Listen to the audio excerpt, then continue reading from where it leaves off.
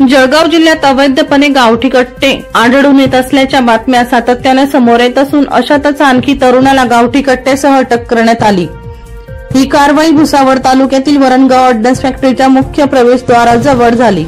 अमर मधुकर कहार उर्फ परदेशी राहणार चांगदेव तालुका मुक्ताईनगर असं अटक केलेल्या तरुणाचे नाव असून याबाबत गुन्हा दाखल करण्यात आला आहे।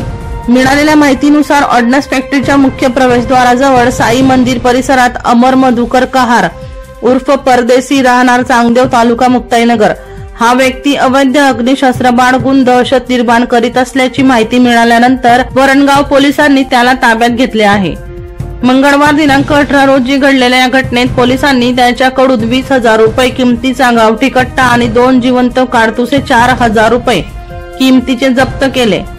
ही कारवाई सहाय्यक पोलीस निरीक्षक जनार्दन खंडेराव यांच्या मार्गदर्शनाखाली PSI Ramdas Gangurde, police head constable Yasin Sattar Pinjari, Premchand Vasant Sapkale, Prashant Vinayak Thakur, Ishwar Tayde आणि विजय बावस्कर यांच्यासह पोलीस पथकाने ही कारवाई पार पाडली।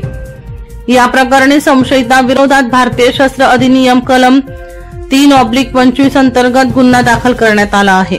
पोलीस राऊंड न्यूजचे मुख्य संपादक शेखर सोनवणे यांचा रिपोर्ट, नाशिक।